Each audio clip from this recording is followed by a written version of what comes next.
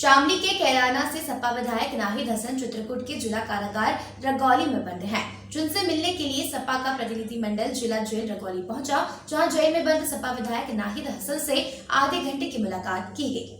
सपा विधायक नाहिद हसन से मुलाकात के बाद सपा प्रतिनिधिमंडल में शामिल सपा विधायक विशंबर सिंह यादव ने सरकार पर सपा विधायक नाहिद हसन को प्रताड़ित करने का गंभीर आरोप लगाया है।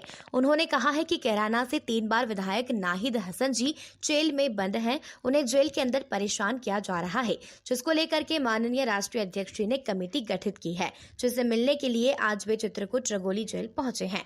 उन्होंने कहा कि हम नाहिद हसन से मिले और जाना कि उन्हें जेल के अंदर परेशान किया जा रहा है। उनको वहां से इसलिए ट्रांसफर किया गया क्योंकि उनके ऊपर सिर्फ 2 मुकदमे दर्ज हैं, जहां 40 लोगों के खिलाफ एफआईआर दर्ज है, जिनमें से 38 लोगों की जमानत हो चुकी है, लेकिन उन्हें और उनकी मां को जमानत नहीं मिल पा रही है। उन्हें जानबूझकर परेशान किया जा रहा है। चुनाव घोषित हुए 6 महीने गुजर गए, लेकिन आज तक उनको शपथ नहीं दिलवाई गई है।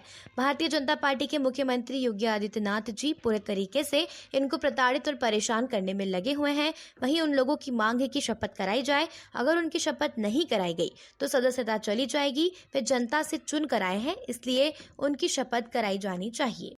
कमेटी समाजवादी पार्टी की हमारे जो विधायक बंद है 3 बार से यहाँ श्री नाहिद हसन जी जो कैराना से विधायक हैं, तीसरी बार के विधायक हैं, उनको जेल में परेशान किया जा रहा है। इन शिकायतों को लेकर के माननीय राष्ट्रीय अध्यक्ष जी ने एक कमेटी गठित की है, जिसमें मैं विशंबर सिंह यादव हूँ उस कमेटी में, विनोद चतुर्वेदी जी विधायक कालपी हैं उस कमेटी में, अनिल प्रधान जी जो विधायक यहाँ करवी से वो हैं उस कमेटी में, अनुज यादव जो यहाँ से जिला अध्यक्ष हैं यहाँ के वो हैं उस कमेटी में, वीर सिंह पटेल जी हैं उस कमेटी में, और शिवशंकर यादव जी जो जिला पंचायत के पूर्व अध्यक्ष हैं उस कमेटी में। हम लोग नाहिद हसन जी से मिले, उनसे बात की और जाना जेल में उनको परेशान किया जा रहा है। उनका ट्रांसफ़र खाली इसलिए वहाँ से किया गया और केवल 2 मुकदमे हैं उनके ऊपर, एक 406 का मुकदमा है और एक गैंगस्टर का।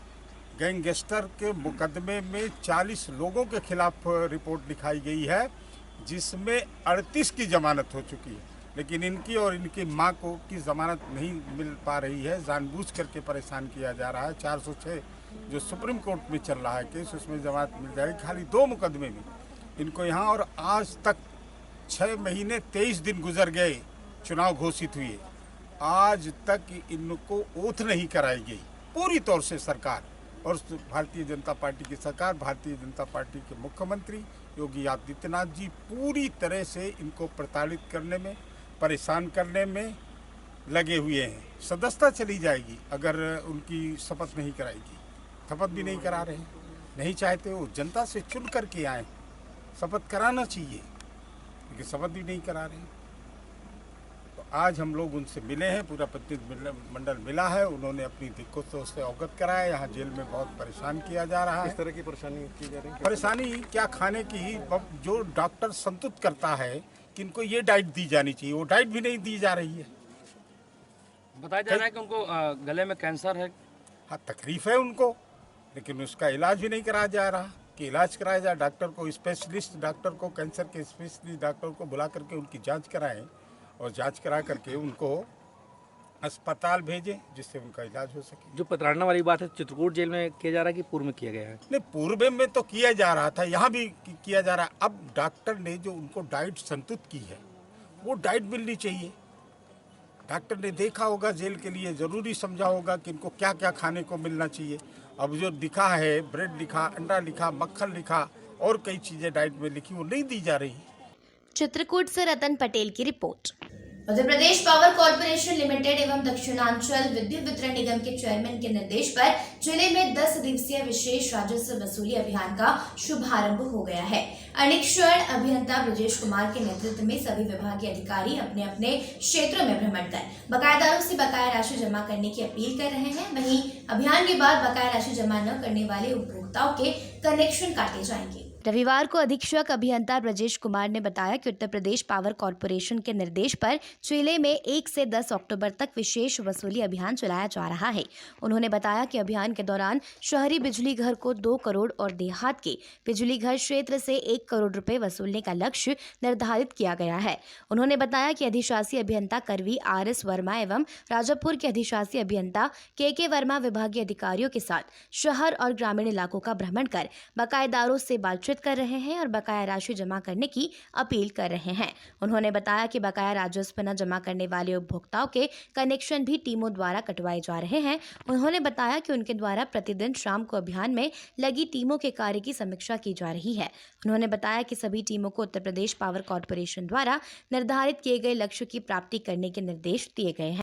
हमारे अध्यक्ष Uttar Pradesh power corporation limited Lucknow की तरफ से एक राजस्व संग्रह अभियान चलाया जा रहा है, जो 1 तारीख से लेके 10 तारीख तक के लिए किया गया है, जिसमें सभी बिजली घरों पे कैंप लगाए जाएंगे। बिजली घरों के अतिरिक्त किसी दूसरे स्थान पे मोहल्लों में और गांव में भी लगाए जाएंगे पब्लिक की सुविधा के अनुसार। उसमें विद्युत बिलों को जमा कराया जाएगा। अगर किसी का बिल बकाया है तो उसकी वसूली की जाएगी। अगर किसी तरीके की कोई उपभोक्ता की कोई समस्या है उसको वहीं पे दूर भी किया जाएगा, चाहे वो मीटर से संबंधित हो, बिलों से संबंधित हो, किसी भी तरह की विद्युत से समस्या होगी उसको दूर भी किया जाएगा और बिल जमा करा जाएंगे। तो अधिक से अधिक राजस्व लाने के लिए ये अभियान चलाया गया है, हर बिजली घर पे है। इसमें एक टारगेट निर्धारित किया गया है, जो हमारे रूरल बिजली घर हैं उस पर 1 करोड़ रुपया इन 10 दिनों में लाना है, और जो हमारे शहरी क्षेत्र के हैं उस पर 2 करोड़ रुपया पर बिजली घर लाना है। ये हमारे उद्देश्य हैं। इसमें हमारी पूरी टीम लगी हुई है और उस पर काम भी कर रही है। पूरी हम तरीके से लगे हुए हैं और हम इस बार टारगेट को पूरा भी करेंगे। चित्रकूट से रतन पटेल की रिपोर्ट। बनियारा थाना क्षेत्र के ग्राम सभा रजोड़ा कलाटोला तेनू भैया सीवन में काली जी की मंदिर की छत डालते ही छत गिर गई, जिससे उसके नीचे दबकर एक वृद्ध मजदूर की मौके पर ही मौत हो गई। छत लगाने में लगे मिस्त्री का सर फट गया और 4 मजदूर घायल हो गए हैं। मृत्यु की खबर सुनकर मृतक के परिजनों का रो रो कर बुरा हाल हो गया है। मिली जानकारी के अनुसार पनियारा थाना क्षेत्र के ग्राम सभा रजोड़ा कला में काली जी के मंदिर की छत लग रही थी, जिसकी छत लगभग लग ही चुकी थी कि छत नीचे गिर गई, जिससे 65 वर्ष घर भरन की छत नीचे दबने की वजह से मौके पर ही मृत्यु हो गई। वहीं छत लगा रहे मिस्त्री रामधन का सर फट गया और रामजीत को भी चोटें आई हैं। वहीं काम कर रहे मजदूर 28 वर्षीय जितेंद्र का पैर फ्रैक्चर हो गया है और शैलेश को भी चोटें आई हैं। वहीं सभी घायलों का उपचार प्राथमिक स्वास्थ्य केंद्र पनियारा में चल रहा है। सूचना पाकर पुलिस और आला अधिकारी मौके पर पहुंचे और मृतक के घर जाकर परिजनों को ढांढस बांधाया। वहीं जिलाधिकारी द्वारा मृतक के परिजनों को आर्थिक सहायता देने की बात कही। थानाध्यक्ष सत्य प्रकाश सिंह ने बताया कि लाश का पंचनामा भरकर पोस्टमार्टम के लिए भेज दिया गया है। आगे की कार्रवाई की जा रही है। आज थाना पनियारा के राजा कला गांव में एक दुखद दुर्घटना हो गई है। एक काली जी की प्रतिमा स्थापित करने के लिए 10x10 का एक मंदिर बनाया जा रहा था, जिसका छत का आज लिंटर पड़ रहा था। लिंटर पड़ने के दौरान शटरिंग डिले होने के कारण लिंटर पूरा पड़ गया था और वो लोग काम से वापस जा रहे थे। 3 लोग उसमें ऊपर थे, एक नीचे बैठे थे। शटरिंग कमजोर होने के कारण लिंटर गिर गया, जिससे जो नीचे बैठे थे घरों भी जो राजा कला के थे उनका निधन हो गया और बाकी 5 लोग घायल हुए हैं, जिनका कि पनियारा के स्वास्थ्य सेंटर में इलाज हो रहा है और वो खतरे के बाहर हैं। महाराजगंज से रविंद्र मिश्रा की रिपोर्ट। सड़क हादसे में घायल यूक्रेन की 27 वर्षीय युवती ओजेरोवा अलेक्जेंडर की मौत हो गई है। हेरिट अस्पताल में 29 दिन उनका इलाज चला, जहां खुद मुख्यमंत्री योगी आदित्यनाथ इलाज पर नजर रखते थे और रविवार को कानपुर दौरे के दौरान उन्होंने ओजेरोवा की मेडिकल रिपोर्ट भी देखी थी। लखनऊ कानपुर हाईवे पर उन्नाव के सोहरा मऊ में 4 सितंबर की रात हादसे में गंभीर रूप से घायल ओजेरोवा को नाजुक हालत में पुलिस GSVM मेडिकल कॉलेज के हेरिट अस्पताल की इमरजेंसी में लेकर पहुंची। गंभीर स्थिति को देखते हुए डॉक्टर ने उन्हें एनेस्थीसिया ICU में वेंटिलेटर पर रखा था। इस दौरान उन्हें 3 बार सेप्टिसेमिया हुआ, जिसे ठीक करने में डॉक्टर कामयाब रहे। अंत में खून में गंभीर संक्रमण होने से रीनल फ्लोअर के कारण हार्ट अटैक से दम तोड़ दिया। ओजेरोवा को न्यूरो सर्जरी विभागाध्यक्ष डॉक्टर मनीष सिंह की देखरेख में आईसीयू में वेंटिलेटर पर रखा था। बेहतर देखभाल और इलाज की वजह से शुरू में तो हालत में सुधार हुआ, लेकिन फिर हालत बिगड़ी तो संभल न सकी।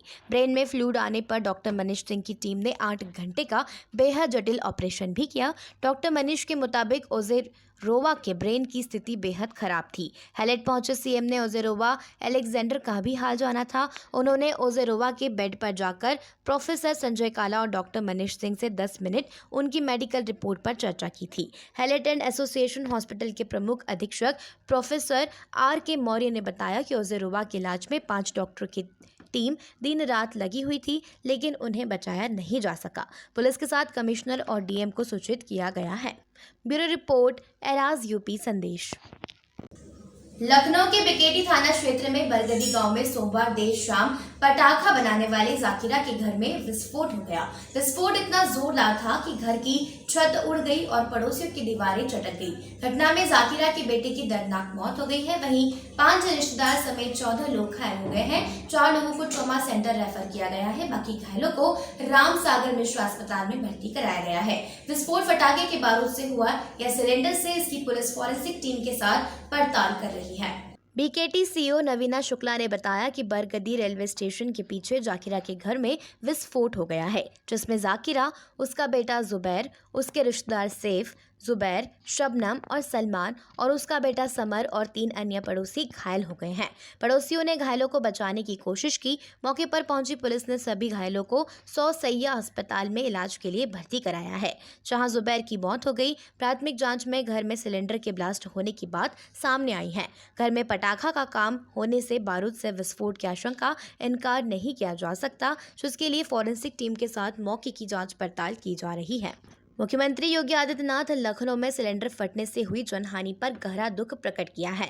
उन्होंने जिला प्रशासन के अधिकारियों को घायलों को तत्काल अस्पताल पहुंचाने और उन्हें समुचित उपचार के निर्देश दिए हैं। पुलिस के मुताबिक जाकिरा के पति खलील पटाखा बनाने का काम करता था। उनके पास लाइसेंस था, जो अब जाकिरा के नाम पर है। खलील की मौत के बाद उसके चारों बेटे में बंटवारा हो गया था। सभी अपने अपने हिस्से में रहते थे। विस्फोट उसके बेटे जुबैर के घर में हुआ था। उसके पटाखा कारोबार से जुड़े न होने से पुलिस प्रशासन सिलेंडर में विस्फोट मान रहा है। वहीं क्षेत्रीय लोगों का मानना है कि मौका बारूद की गंध और धमाके की तीव्रता से साफ है कि विस्फोट बारूद से हुआ है। विस्फोट की घटना के बाद पुलिस पहुंची और घटना स्थल को कवर कर लिया, जिसके बाद वहां पर सभी के आने जाने पर पाबंदी लगा दी। पुलिस टीम ने देर रात तक मौके पर फॉरेंसिक टीम के साथ नमूने एकत्र करती रही। ब्यूरो रिपोर्ट, एराज यूपी संदेश। इटावा जिले में भरथना कस्बे के रामलीला मैदान में रामलीला मंचन की तैयारी के समय शाम को अचानक आग लग गई, जिससे मंच और पंडाल जलकर खाक हो गए हैं। पुलिस ने यह जानकारी दी और कहा कि किसी तरह की जनहानि नहीं हुई है। पुलिस के अनुसार रामलीला मंच पर आग लग गई और देखते ही देखते आग ने विकराल रूप ले लिया। फलस्वरूप कलाकारों, व्यवस्थापकों तथा दर्शकों में भगदड़ और अफरा तफरी मच गई। पुलिस के मुताबिक पंडाल और मंच को आग की लपटों ने अपने आगोश में ले लिया और दमकल कर्मचारियों ने मशक्कत के बाद आग पर काबू पाया, लेकिन तब तक रामलीला मंच और पंडाल जलकर खाक हो चुका था। अग्निशमन विभाग के श्रवण कुमार ने बताया कि प्रथम दृष्टया आग लगने का कारण शॉर्ट सर्किट लगता है। भरथना के थाना प्रभारी मंसूर अहमद ने बताया कि आग से कोई भी जनहानि नहीं हुई है। रामलीला कमेटी नुकसान का आकलन कर रही है। ब्यूरो रिपोर्ट, एराज यूपी संदेश।